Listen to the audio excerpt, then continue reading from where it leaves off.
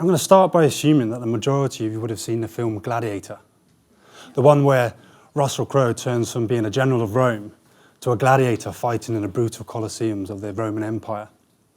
In one of the scenes, he's about to fight to the death in one of these colosseums. And as he enters the arena, he momentarily pauses, looks up into the faceless mob, before brutally slicing, stabbing, decapitating his way through other gladiators, leaving a trail of bodies behind him.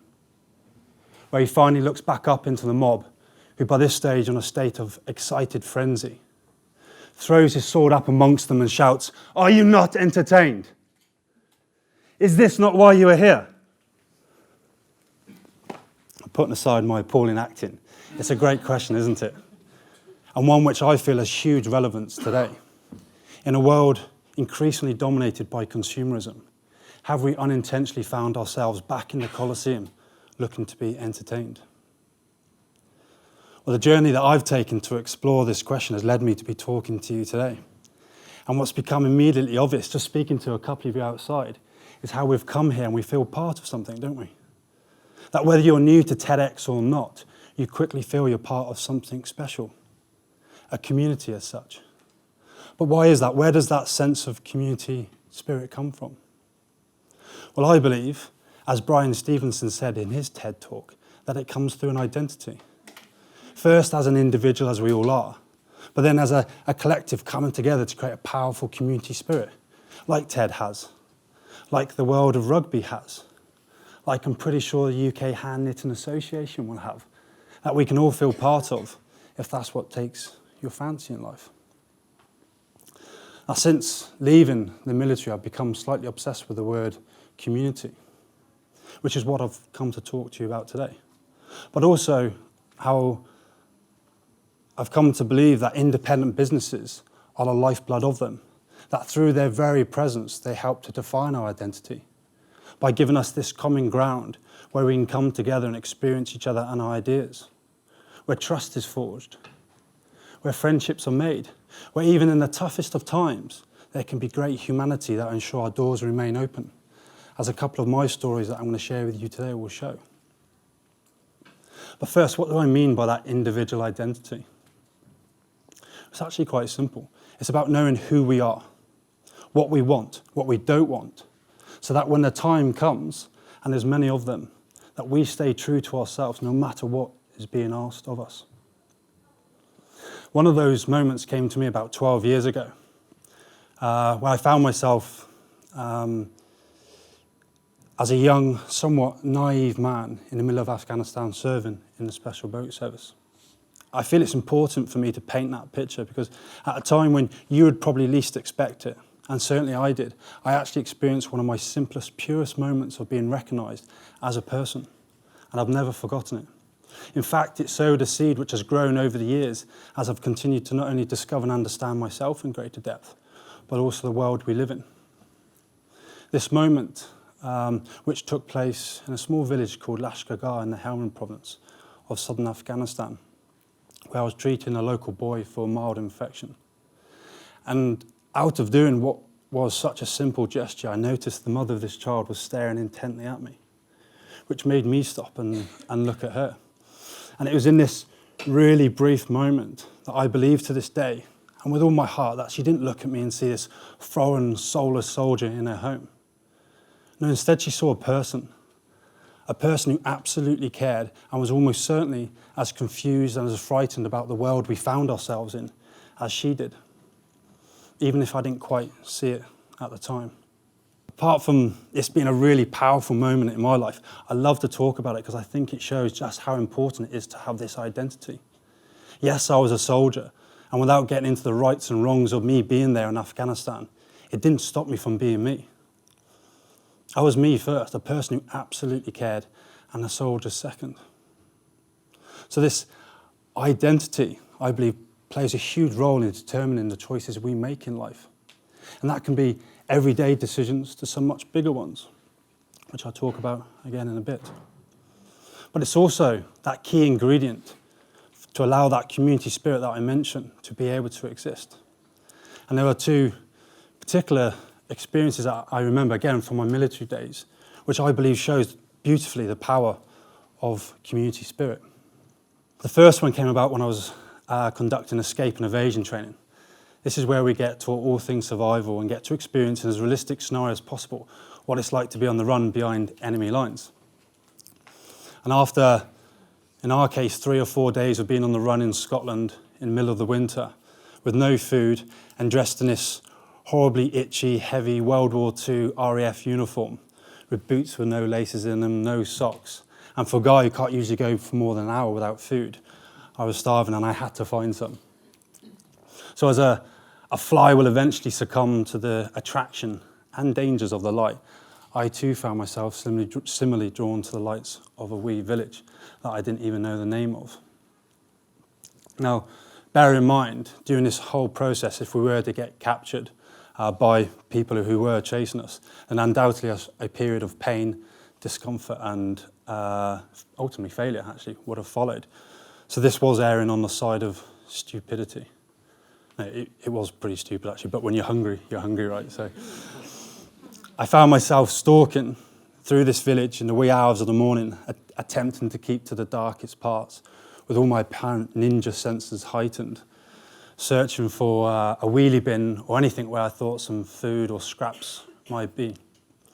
When out of nowhere came a piercing, gut-wrenching, psst. Now, clearly I wasn't as good as a ninja as I thought I was, but to huge relief, it was actually coming from one of my fellow escapees, calling me over to a nearby house. And so before I could make sense of the whole situation, I found myself in this family kitchen in the wee hours of the morning.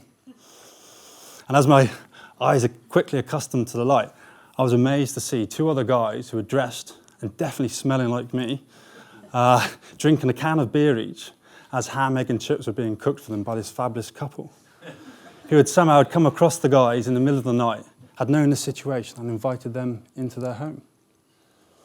But the trust and generosity this family showed, I will never forget, especially as they allowed the 3 of us to sleep in their home for a few hours, with the last words being, "Good luck, but don't forget to close the door behind you." Extraordinary act of community spirit on their part. The second one I particularly remember takes us back to Afghanistan, where in the midst of a country in turmoil, I was lucky enough to go and visit some local chiefs. And although in completely different circumstances to what I found myself in Scotland, that I found myself being hosted by locals again, whom not only invited us into their community, but also into their home. Although this time it was this incredibly sweet tea and deep-fried, somewhat feathery chicken necks on the menu. But for me, without doubt, the same act of trust, generosity, and ultimately community spirit that I had experienced back in Scotland was there once again for me to feel and see. And so you see, it's my belief if no community spirit had existed in any of those 2 stories, then those doors that were so readily open to me would have been firmly shut. And that's where I sadly move on to, as it's my contention that a lot of our doors are closed today, that we are losing that community spirit to a oneness where we are purely seen as consumers who have no identity, who, like the mob back in the Colosseum, only want to be entertained. As opposed to us all having this identity where we demand to be informed and engaged as citizens. Why? Because we will lose that common ground that independent businesses provide. And instead they will be replaced by corporations. Corporations focus solely on profit and who do not give 2 hoots about you, me, or this planet. That the common ground will be replaced with a battlefield of the likes of which we saw before Christmas on Black Friday, where instead of us coming together to experience each other, to forge this trust and friendships I talk about, we're coming together to compete against one another. To add a bit more depth to that, back in November, I was in my local pub watching England rugby team get beaten by the All Blacks again, with a couple of old friends. And after a few pints, the discussions moved on from how we would do so much better as the England coach, to one of my friends explaining to me how he'd saved himself £5 by buying from a well-known online retailer, as opposed to somewhere locally. Now I know in part he said this to wind me up because that's what he does, but it was also the truth. And it's a truth that has been repeated many times a day as we have found ourselves in this perpetual state of consumerism. But putting aside whether he needed what he bought in the first place, which I think could be a whole separate talk in itself, I asked my friend, did he not care that this particular company didn't contribute to our society by way of paying fair taxes? How they vamoose money straight out of our communities to offshore tax havens where, for example, the likes of Apple, our beloved Apple, have $95 billion sitting in cash, doing absolutely no good in the world whatsoever. Or how by the very nature they look to replace us with machines while shouting convenience at us, further reducing any positive impact they have in our local communities. Well, his answer was a resounding, but I saved myself £5, and that's just the way of the world, Greg. Angry? Frustrated? I was, but what I forget as a flawed human being like the rest of us is that not everyone can handle knowing this. But that said, the fact remains, we cannot go on living strictly on a day-to-day basis where we think of only ourselves. This way of thinking and doing has far-reaching consequences beyond our own lives. And as Murray Bookchin said in his book, Ecology of Freedom, it will only see us continue on our current path where opposition, dominance, and antagonism take centre stage within our lives. However, there is hope. And as Augustine wrote, hope has two beautiful daughters. Their names are anger and courage. Anger at the way things are, and the courage to see that they do not remain the way they are. And throughout our shared history, we have thousands of stories of everyday people like you and I coming together to stand up for what they thought to be right, and in doing so brought about change.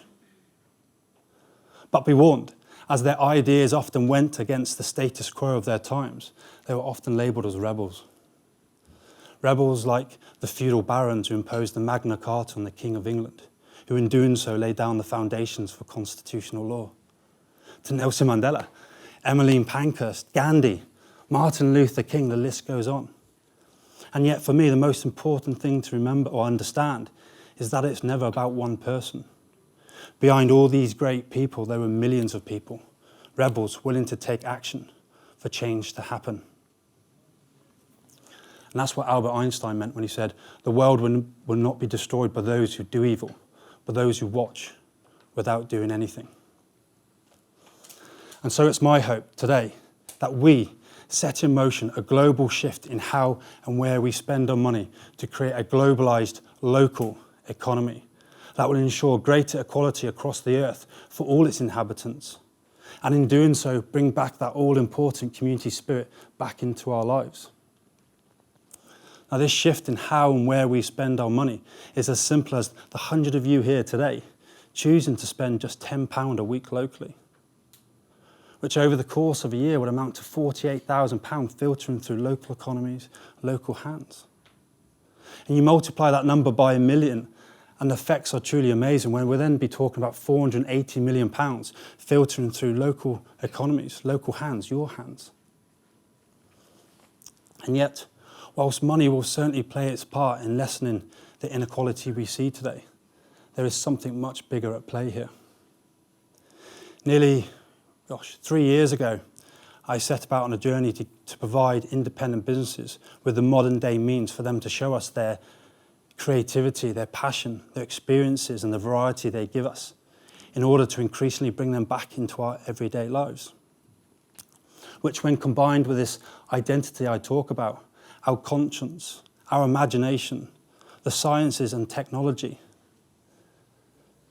that we can help bring about a change in our society. And it's through this understanding and the further inevitable discoveries along the way where I believe hope lies for our future. A future not in the hands of the corporations or the politicians, but with you and I, where we give ourselves an ideal to strive for. So we can go on and fulfill humanity's biggest potential, the ability to change for the better, not only our own lot, but indeed the world's.